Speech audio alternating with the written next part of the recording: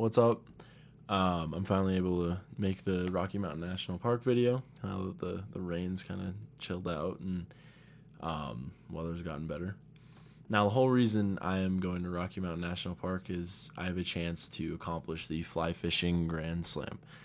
That is a rainbow, brook, brown, and cutthroat trout all in the same day. I will be fishing the Big Thompson River. This river has all four species in it. Yeah, beautiful views. Sit back, relax, and enjoy the video.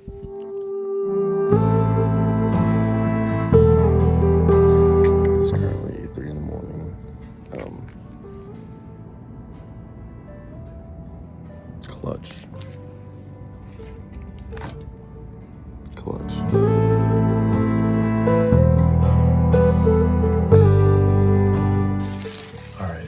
Just got to the parking lot at 4:30.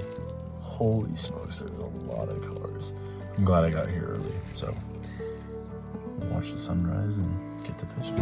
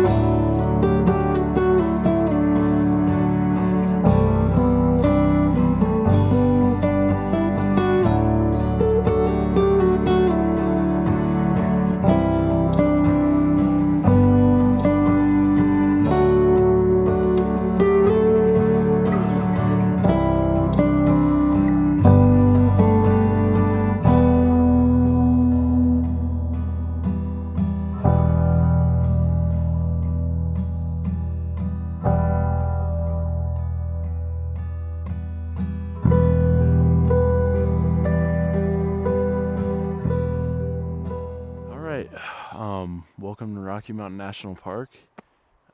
There's some elk behind me.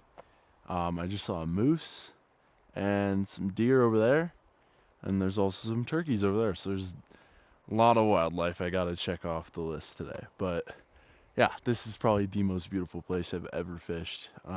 It's my first time here, and I'm looking forward to checking all 4 fish species off of my list and just really enjoy the views and all the wildlife out here. So yeah, enjoy.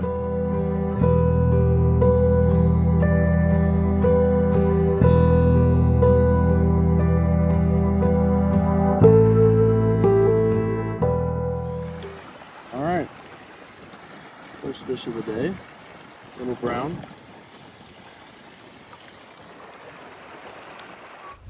So we got our first fish off the list. Had that little brown right here.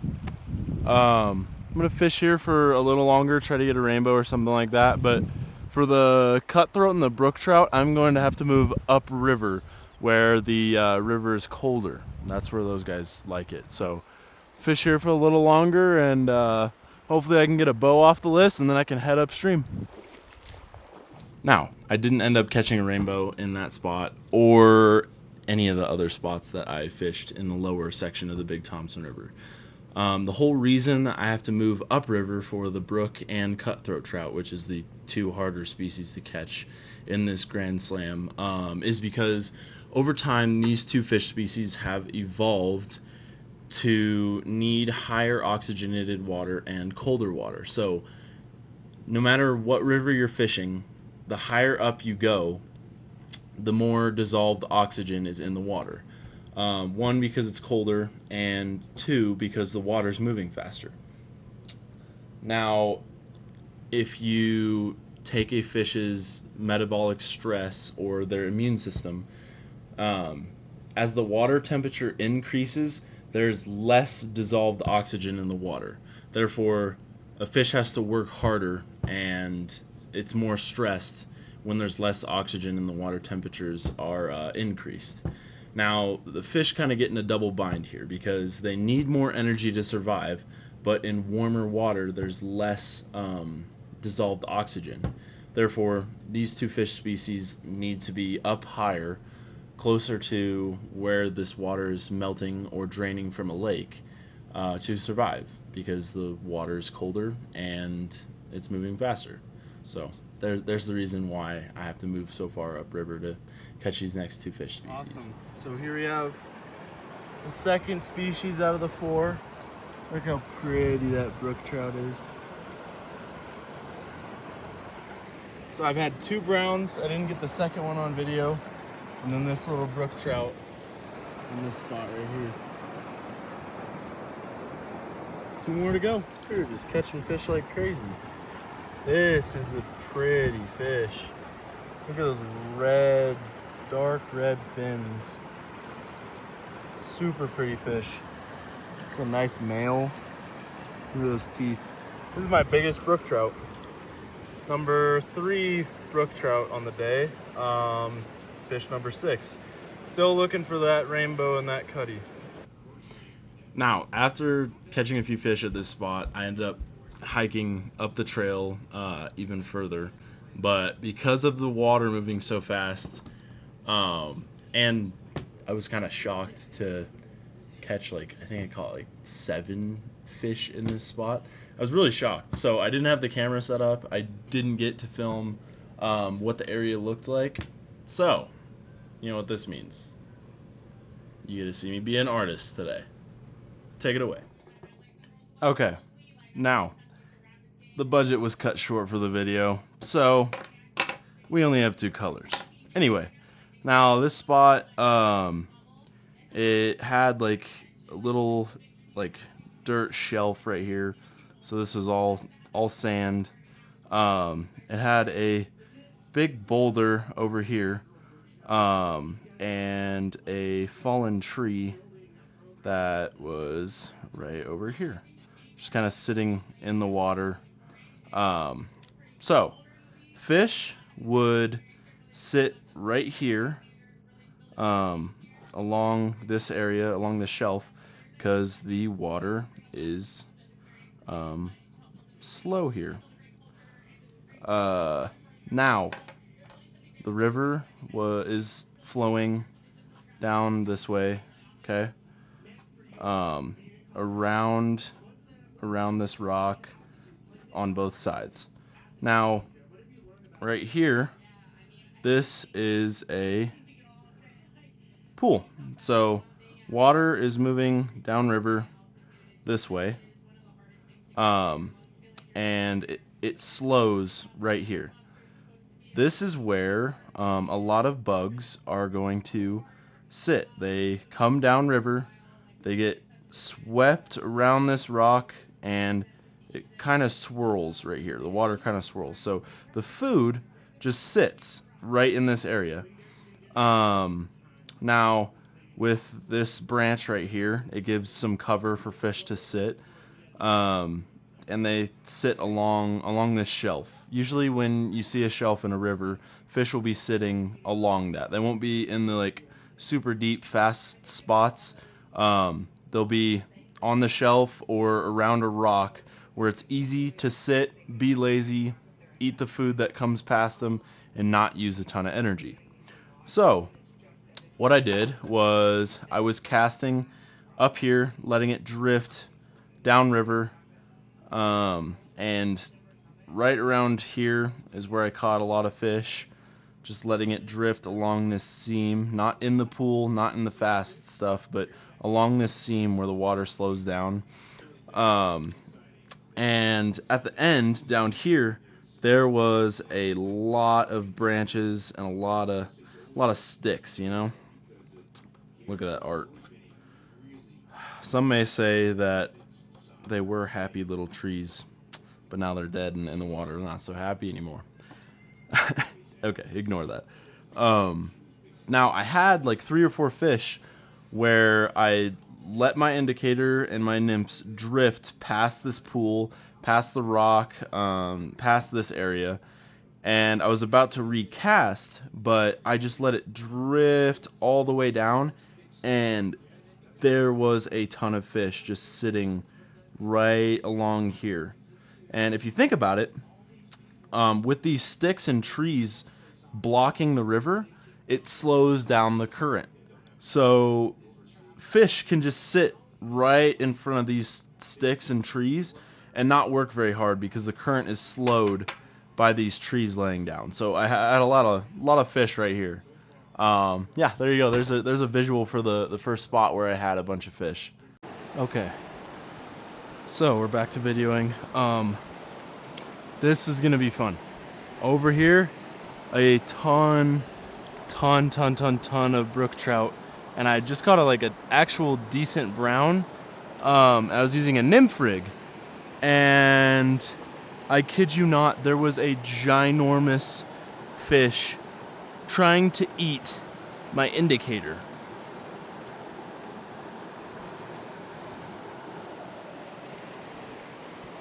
Okay, so right over here is where a ton of fish are. There was a giant fish somewhere trying to eat my indicator. We're gonna try to get it, okay?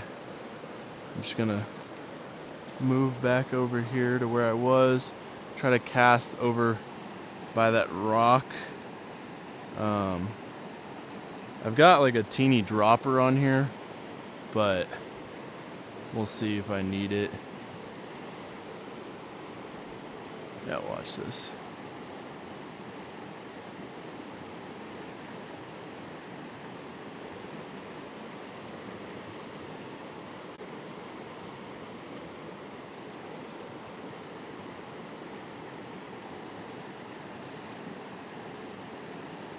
There we are.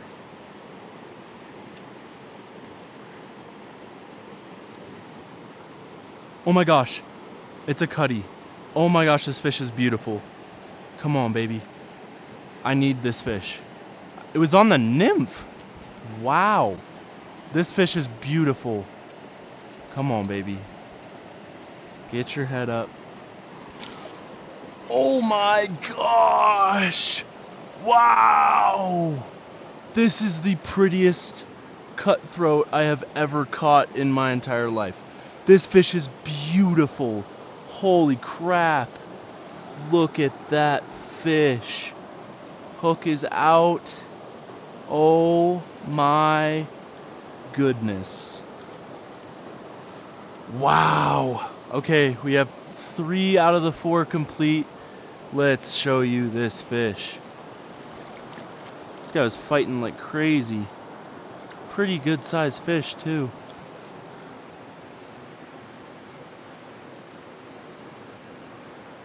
Look at that fish.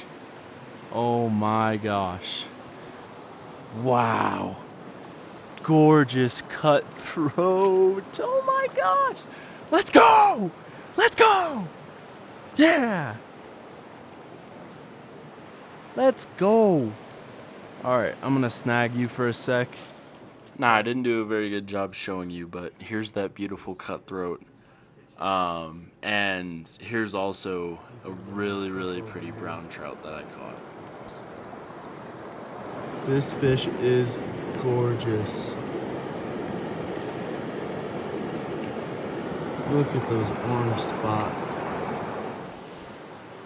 Let's go, baby.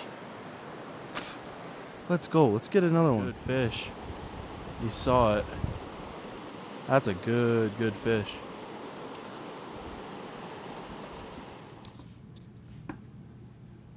Hang on. Let's take a look at that again. Good fish.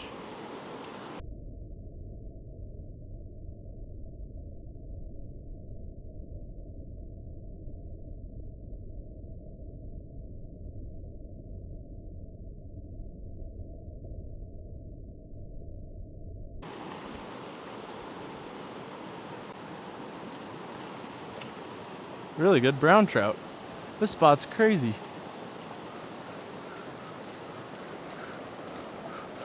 Oh, dang! That's a big fish. That is a big fish. It's crazy.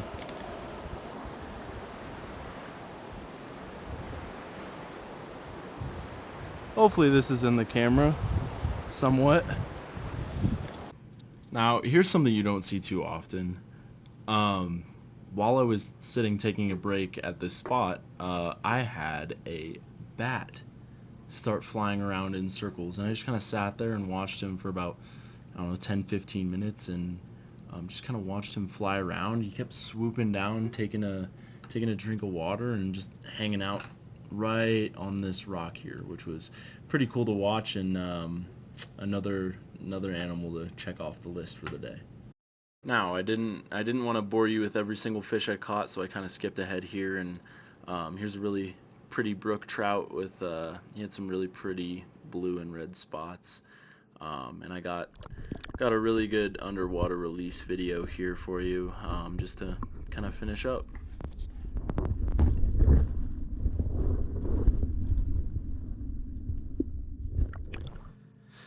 Now, I didn't want to bore you entirely, so I started the drawing here already. This was the second spot where I was catching those fish on dry flies. This is definitely not to scale because I'm tiny, and this fishing hole was a lot smaller, but whatever. Now, the river, let's change colors. The river was flowing like this way, right? And there was this humongous rock right here. Now, river is flowing on the other side of this rock, and it is kind of pooling in here. So rock. Anyway, there was also a log right here in the water, and now this is a great example of a giant pool. So all of this is water. It's coming off of here, it hits this rock, it pools and wraps around here and just kind of sits here and swirls. Now, where I was casting, there was fish sitting facing this way on the log. There was fish facing up this way as the river flows in. And there was also fish just kind of scattered, facing all directions over here. And yeah, that's kind of the spot, and a good visual of what it looked like. The bank kind of came over here like this, and there was some sticks in here that kind of made this a big pool, but yeah, that's what that looked like.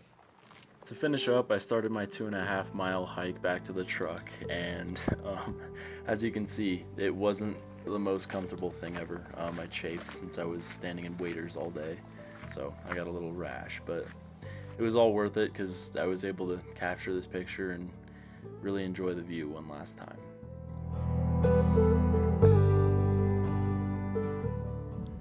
Well, based on that walk, you can tell that I may or may not have forgot the Vaseline, but it's okay, it was worth it. This place is so much prettier than I expected. I expected it to be really pretty, but it's truly breathtaking when you're actually here. Overall, I caught 21 fish. I only caught one fish down here. As soon as I hiked up into where it turned into pools, I was getting a bunch of fish on dry flies, as you could see, and in that little pocket there. Yeah, I had 12 browns, 6 cutthroat, and 6 brook trout. Actually, no, I had 13 browns. 1 was here, and then 12 were down there. Yeah, anyway, thank you for watching. Feel free to enjoy the scenery as the video ends. Thank you.